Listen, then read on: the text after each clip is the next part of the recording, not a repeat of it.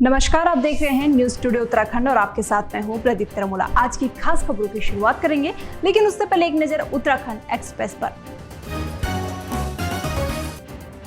मुख्यमंत्री पुष्कर सिंह धामी फिर एक्शन में पेट्रोलिंग बढ़ाने के दिए निर्देश। उत्तरकाशी में 100 मीटर गहरी खाई में गिरा वाहन, 1 की मौत, 3 घायल, अंधा मोड़ और तीखी ढलान ले चुकी गई जान। मसूरी ओक ग्रोव स्कूल ने धूमधाम से मनाया 135वां स्थापना दिवस। उत्तर रेलवे महाप्रबंधक एवं अध्यक्ष board of governor railway Ashutosh Gangal ने समारोह का किया उद्घाटन। मुख्यमंत्री पुष्कर सिंह धामी ने दून विश्वविद्यालय में डॉक्टर नित्यानंद हिमालय शोध एवं अध्ययन केंद्र का किया लोकार्पण। शोध एवं विज्ञान पर चल रही 2 दिवसीय कार्यशाला का किया शुभारंभ। डोईवाला जोलीग्रांट में एक रेस्टोरेंट संचालक ने जोलीग्रांट पुलिस चौकी प्रभारी व अन्य पुलिसकर्मियों पर मुफ्त खाना न देने पर रेस्टोरेंट में हंगामा करने और अभद्रता करने का लगाया आरोप। रेस्टोरेंट संचालक ने इस संबंध में पुलिस महानिदेशक और एसएसपी देहरादून को शिकायत दर्ज करते हुए कार्रवाई की थी मांग। कैबिनेट मंत्री गणेश जोशी ने किया गोल्ड कप विजेता टीम सदस्यों को सम्मानित। खेलो मास्टर्स के तहत 40+ और 50+ फुटबॉल टीम ने जीता है गोल्ड कप। जिलाधिकारी डॉक्टर आर राजेश कुमार एवं डीआईजी जन्मंजय खंडूरी ने आज ऋषिकेश में चारधाम यात्रा की विभिन्न व्यवस्थाओं का औचक निरीक्षण किया। निरीक्षण के दौरान जिलाधिकारी ने बस स्टैंड पर वाटर कूलर बढ़ाए जाने के साथ मोबाइल टॉयलेट लगाने के दिए निर्देश। और अब बात करते हैं आज की खास खबरों की। कांग्रेस गढ़वाल मीडिया प्रभारी गरिमा दसोनी ने एस्ले हॉल स्थित राजीव भवन में प्रेस कॉन्फ्रेंस का आयोजन किया, जिसमें चंपावत चुनाव में भाजपा पर उनके द्वारा गंभीर आरोप लगाए गए। दसोनी के अनुसार चुनाव से पहले 22 मई को मुख्यमंत्री ने अपने चहीते जिलाधिकारी और अपर जिलाधिकारी का तबादला चंपावत में करवा दिया। साथ ही कांग्रेस का आरोप है कि मतदान के दिन उनके एजेंट को 50 से ज्यादा बूथों पर एंट्री नहीं दी गई, जिसे कि अब कांग्रेस गुंडई का नाम दे रही है। चुनाव गतिमान था, उस दौरान तो आचार संहिता की खुल के धज्जियां उड़ाई मुख्यमंत्री ने और तमाम कार्यकर्ताओं ने, नेताओं ने, लेकिन चुनाव के अंतिम चरण में तो हद ही हो गई।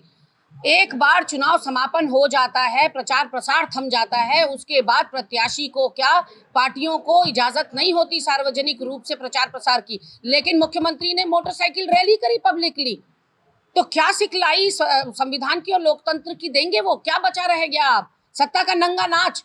और जिस दिन मतदान हुआ उस दिन 50% से ज्यादा केंद्रों में कांग्रेस के एजेंटों को प्रवेश नहीं करने दिया। चुनाव अधिकारियों ने, जो इलेक्शन अधिकारी थे, उन्होंने कांग्रेस के एजेंटों को अंदर नहीं आने दिया पूरे मतदान के समय, जो कांग्रेस के द्वारा अधिकृत हमारे एजेंट्स थे। तो आप सोच सकते हैं कि चुनाव को प्रभावित करने के लिए धामी सरकार कितने निचले स्तर तक गिर सकती है।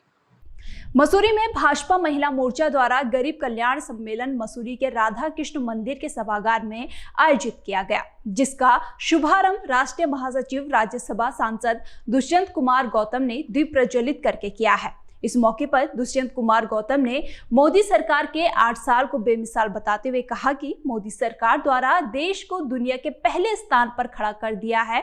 भारत विश्व की सबसे बड़ी ताकत बनकर उभर रहा है। मोदी सरकार के 8 साल बेमिसाल हैं। वैसे तो हमने हर वर्ष 1 साल बेमिसाल अनेक समय पर हमने अपना रिपोर्ट कार्ड रखा है। ये पहली सरकार है जो जनता के बीच में हर साल रिपोर्ट कार्ड लेके आई है। 8 साल पूरे हो चुके हैं। 8 साल के अंदर जिस प्रकार से एक वैभवशाली भारत का निर्माण हमने करने की बात कही है, उसमें काफ़ी हम आगे बढ़े हैं। चाहे आतंकवाद की बात हो तो आतंकवाद मुक्त हमने शासन दिया है। भ्रष्टाचार की बात हो तो हमको एक ऐसे नेता मिले हैं देश के प्रधानमंत्री, आज भी उनकी माँ 10x10 के कमरे में रहती है। अगर कांग्रेस से कंपैरिजन करें तो आज सोनिया गांधी और राहुल गांधी 5000 करोड़ के घोटाले पे जमानत पे छूट के बाहर घूम रहे हैं। अनेकों राजनीतिक दलों को देखेंगे परिवार के बात के माध्यम से चलता है। एक यही पार्टी है जिसके अंदर चाय बेचने वाला भी देश का प्रधानमंत्री बन जाता है। केंद्र सरकार के 8 साल पूरे होने के उपलक्ष्य में जिला मुख्यालय पौड़ी में भारतीय जनता पार्टी के जिला अध्यक्ष संपत सिंह रावत द्वारा प्रेस वार्ता का आयोजन किया गया, जिसमें उनके द्वारा केंद्र सरकार की 8 साल की उपलब्धियों को गिनाया गया। संपत सिंह रावत ने कहा कि 2014 से पहले भारत को पिछड़े देशों की सूची में गिना जाता था। उन्होंने कहा कि 2014 के बाद भारतीय जनता पार्टी की सरकार बनने के बाद देश के प्रधानमंत्री नरेंद्र मोदी के नेतृत्व में चौमुखी विकास हुआ है। नीति आयोग की ओर से नैनीताल नगर में किए गए सर्वे में यह बात सामने आई है कि अन्य शहरों की अपेक्षा यहां kidney stone, diabetes, heart attack जैसी समस्या से अधिकांश लोग ग्रसित हैं। इसके साथ ही एक चौंकाने वाला खुलासा हुआ है जिसमें नैनीताल शहर ड्रग्स में भी अन्य शहरों से आगे है। यहां अधिकांश लोग नशे का सेवन करते हैं। बाजपुर में तहसील व नगर पालिका प्रशासन ने संयुक्त रूप से अवैध अतिक्रमण के खिलाफ अभियान चलाकर नाले के ऊपर किए गए कच्चे और पक्के अतिक्रमण को ध्वस्त किया है। कुछ व्यापारियों को चिन्हित करते हुए उन्हें स्वयं ही अतिक्रमण हटाने के निर्देश दिए गए हैं। टीम के साथ बुलडोजर को देख व्यापारियों में दहशत फैल गई। वहीं व्यापार मंडल पदाधिकारियों ने कुछ समय की और मोहलत प्रशासन से मांगी है। ग्रीष्मकालीन विधानसभा सत्र आगामी 14 जून से देहरादून में होने जा रहा है, जिसको लेकर गैरसैंण क्रांति मोर्चा के प्रदेश संयोजक नमन चंदोला ने प्रदेश सरकार के इस फैसले पर सवाल खड़े किए हैं। नमन ने कहा कि सरकार कहती तो कुछ और है और करती कुछ और है, जो राज्य के लिए कतई भी ठीक नहीं है। उन्होंने कहा कि सरकार को अपनी बात पर कयास रहते हुए ग्रीष्मकालीन सत्र को देहरादून के बजाय गैरसैंण में आयोजित करना चाहिए। और पर सरकार की कथनी और करनी में एक बड़ा अंतर सामने आ रहा है। पहले सरकार ने गैरसैंण को ग्रीष्मकालीन राजधानी घोषित किया था और आप देख सकते हैं कि किस तरह से इस समय सत्र जो है गैरसैंण में आयोजित होना चाहिए था, लेकिन सरकार की जो मंशा है गैरसैंण को लेकर बिल्कुल भी ये गंभीर नहीं है। और वर्तमान में जिस तरह से देहरादून में ग्रीष्मकालीन सत्र कराया जा रहा है, मैं समझता हूँ ये समस्त पहाड़ियों की भावनाओं के साथ खिलवाड़ है। राज्य निर्माण के दौरान शहीद हुए हमारे वीर शहीदों की शहादत का ये अपमान है। सरकार से हम मांग करते हैं कि वो अपने निर्णय पर पुनर्विचार करे और जो सत्र है वो ग्रीष्मकालीन सत्र गैरसैंण में ही आयोजित होना चाहिए। और सरकार जो कहती है और करती है इसमें बड़ा अंतर हर बार देखने को मिला है, लेकिन अगर इसी तरह से सरकार अपनी कथनी और करनी में अंतर रखती आएगी तो इसको लेकर व्यापक स्तर पर आंदोलन किया जाएगा, जन जन तक बात को पहुंचाया जाएगा।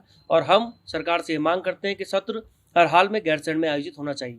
कनखल थाना क्षेत्र में पहले से विवादित रहे एक निजी अस्पताल में बीती रात पहले एक नवजात और फिर उसकी मां की मौत के बाद परिजनों ने अस्पताल के बाहर जमकर हंगामा किया। आर्यवैद हॉस्पिटल मुर्दाबाद, मुर्दाबाद, मुर्दाबाद। ऐसे हॉस्पिटल को बंद करो, बंद करो, बंद करो।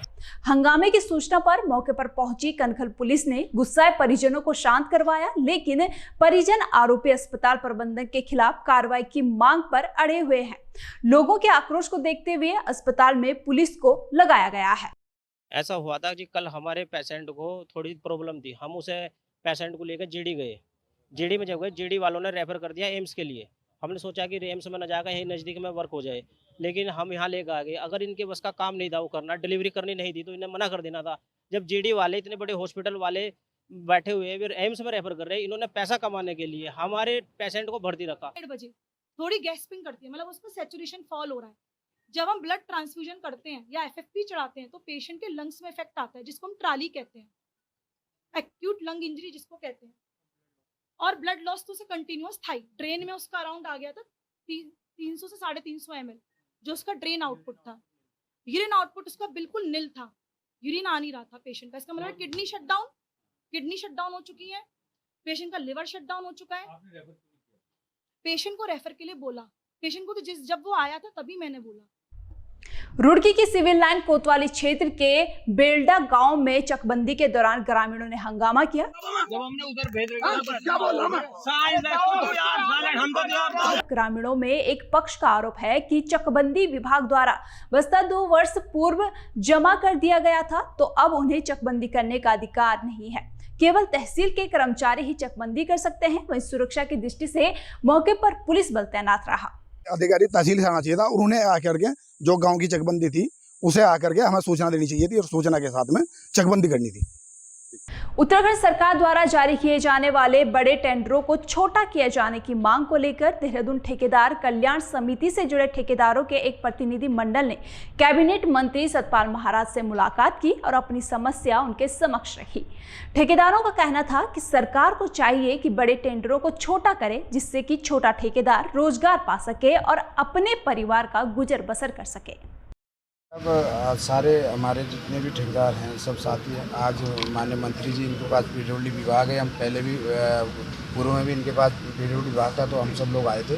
हमारी सबकी मांग है कि पूरे प्रदेश के अंदर जो बड़े बड़े टेंडर हो रहे हैं उनको छोटे किए जाए, जिससे कि पूरे प्रदेश में जो ठेकेदार है उनको रोज़गार मिले, क्योंकि पूरे प्रदेश के अंदर जो है सारे जितने ठेकेदार हैं सब बेरोज़गार हो चुके हैं, क्योंकि सारी बड़ी बड़ी कंपनियां आ रही है, काम कर रही है, और हमारा जो स्थानीय आदमी है, क्योंकि उत्तराखंड जो है ठेकेदार प्रवाहित एक राज्य है कि जिससे ठेकेदारी प्रथा से ही पूरा प्रदेश में जो है ठेकेदारों की संख्या ज़्यादा है। लेकिन आज 2-3 साल से ऐसा लग रहा है कि जैसे ठेकेदार उत्तराखंड के पूरे ठेकेदारों को ख़त्म करने की प्लानिंग बन रही है। तो आज हम माननीय मंत्री जी से फिर एक लेटर देने के लिए आए हैं कि भाई मांग करने आए हैं कि इस प्रदेश में छोटे छोटे टेंडर लगाए जाए, जिससे कि सबको रोज़गार मिले और हमारे पूरा उत्तराखंड जो है बहुत खुशी से अपने परिवार को पालें।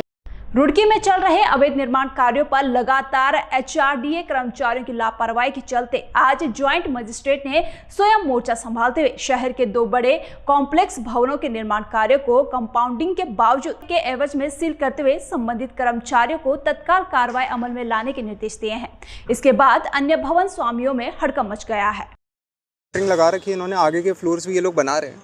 ऑलरेडी इसमें 1-1.5 महीने पहले भी आए थे, तब इनकी हियरिंग चल रही थी, तो इन्होंने रिक्वेस्ट करी थी कि हमें सामान थोड़ा सा अपना ताकि सामान वेस्ट ना हो तो उसको इधर से उधर करने की परमिशन दे दी है। तो that was the only permission given. Construction पे रोक लगी हुई थी।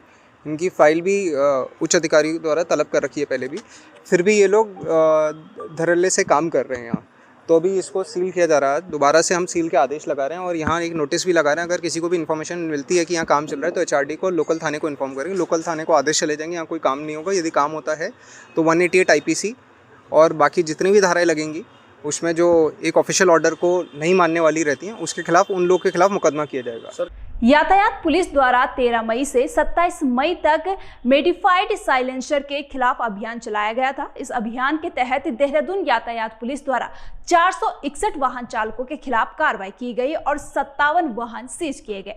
साथ ही 1,05,300 रुपए का जुर्माना वसूला गया है। चालानी कार्रवाई में यातायात पुलिस द्वारा 185 वाहनों के साइलेंसर उतारकर करौली में दाखिल किए गए, जिनको आज यातायात कार्यालय के बाहर रोड पर रोलर के माध्यम से नष्ट किया गया है। प्लेटफॉर्म से हमें बार बार कंप्लेंट भी आ रही थी, हमारे द्वारा भी देखा जा रहा था कि शहर में फटफटिया साइलेंसर जो है वो बहुत ज़्यादा मात्रा में बढ़ गए। इसको फिर एक अभियान के तौर पर लेते हुए हमने एक सप्ताह में 461 गाड़ियों के चालान किए गए, उसमें 57 गाड़ियाँ सीज भी की गई और जो भी गाड़ी पे कार्रवाई हो रही है उनको काउंसलिंग भी की गई और निवेदन भी किया गया कि आप अपना साइलेंसर चेंज भी कर दें और पुराना साइलेंसर हमारे ऑफिस में एक एश्योरेंस के तौर पर जमा कर दे। उसी के तहत 185 साइलेंसर पे बुलडोज़र चला के एक मैसेज देने की कोशिश हमने की है कि ये चीज़ अब शहर में बिल्कुल ही, देहरादून जैसे शांत शहर में और सुंदर शहर में बिल्कुल ही टॉलरेट नहीं की जाएंगी। भारतीय किसान यूनियन अम्बावता के राष्ट्रीय अध्यक्ष चौधरी कृषिपाल सिंह अम्बावता रुड़की पहुंचे, जहां किसान कार्यकर्ताओं ने उनका जोरदार स्वागत किया। वहीं कृषिपाल ने केंद्र और राज्य सरकार पर निशाना साधते हुए कहा कि देश के किसानों का उत्पीड़न लगातार जारी है।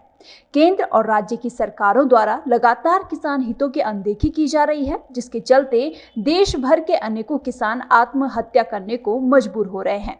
वहीं युवा प्रकोष्ठ के राष्ट्रीय अध्यक्ष एडवोकेट फरमान त्यागी ने कहा कि वह किसानों के हितों की लड़ाई लड़ेंगे और बड़ी संख्या में किसानों को यूनियन से जोड़ा जाएगा। देखो जी, जो जिम्मेदारी मुझे और हमारे माननीय राष्ट्रीय अध्यक्ष जी द्वारा दी गई है उसे बखूबी निभाया जाएगा और सड़कों पर उतरकर किसानों की आवाज़ को बुलंद किया जाएगा। बस यही है। और सड़कों पर हम बैठना जानते हैं, किसान हैं, खेती भी करना जानते हैं। लोगों को अगर नेता बनाया हो तो उन्हें नेता हटाना भी जानते हैं। यही काम किसानों के लिए हम करते हैं और यही करेंगे। यहाँ प्रोग्राम है, तैयारी कर रहे हैं 10, 11, 12 को जो हमारा शिविर लगता है उसके लिए 3 दिन से मैं आया हुआ हूँ। गांव-गांव में जा रहे हैं, लोगों के बीच में जा रहे हैं। तो इनको जिम्मेवारी दी है और हमें उम्मीद ये है कि ताकत के साथ भारतीय किसान यूनियन मजबूत होगी, किसानों के लोगों के काम करेंगे, किसानों के बीच में जाएंगे। ये हमारा मकसद है। हल्द्वानी पहुंचे मुख्यमंत्री पुष्कर सिंह धामी ने आज केंद्र की मोदी सरकार के 8 साल पूरे होने पर सभी योजनाओं की जानकारी दी। मुख्यमंत्री ने कहा कि केंद्र सरकार ने किसान सम्मान निधि, स्मार्ट सिटी, उज्ज्वला योजना का बखान किया। इस दौरान मुख्यमंत्री ने केंद्र सरकार के किसान सम्मान निधि, स्मार्ट सिटी, उज्ज्वला योजनाओं का बखान किया। उन्होंने कहा कि केंद्र ने पिछले 5 सालों में उत्तराखंड को 1 लाख करोड़ की योजनाओं की सौगात दी है। सीएम ने कहा कि प्रधानमंत्री नरेंद्र मोदी के नेतृत्व में पूरा देश विकास की तरफ अग्रसर हो रहा है और प्रधानमंत्री नरेंद्र मोदी के विजन को उत्तराखंड राज्य तेजी से आगे बढ़ा रहा है। आज देश के अंदर मोदी जी के प्रधानमंत्री बनने के बाद जितने भी कार्यक्रम बने हैं, जितनी भी सरकार की नीतियां बनी हैं, जितनी भी योजनाएं लागू हुई हैं, वो सारी की सारी समाज के अंतिम छोर में खड़े हुए लोगों के लिए बनी है, गरीबों के लिए बनी है, दलितों के लिए बनी है, बहुत पिछड़े क्षेत्रों में जो रह गए हैं, जो छूट गए हैं, उन सभी को आगे लाने के लिए बनी है। चाहे आज हम जन धन योजना की बात करें, जिसमें देश के अंदर ऐसी मातृशक्ति हो, उनके खाते तक बैंकों में नहीं थे, उन सभी के खाते खुलवाए गए हैं। उज्ज्वला योजना के तहत 9 करोड़ से भी ज़्यादा लोगों को सीधे सीधे मुफ्त के गैस सिलेंडर देने का काम हुआ है। किसान सम्मान निधि का 12 करोड़ लोगों को सीधे सीधे उसका लाभ दिया जा रहा है। इसके अलावा प्रधानमंत्री आवास योजनाओं, ग्रामीण और शहरी दोनों क्षेत्रों में हमारे आयुष्मान भारत योजना के तहत आज देश के अंदर दुनिया की सबसे बड़ी स्कीम स्वास्थ्य के क्षेत्र में आयुष्मान भारत योजना चलाई जा रही है। उत्तराखंड के अंदर भी 5.5 लाख लोगों से भी ज़्यादा लोगों को इसका लाभ मिल गया है। न्यूज़ टुडे उत्तराखंड के लिए हल्द्वानी से जफर अंसारी की रिपोर्ट। फिलहाल इस बुलेटिन में मेरे साथ इतना ही। बने रहिए न्यूज़ टुडे उत्तराखंड के साथ। नमस्कार।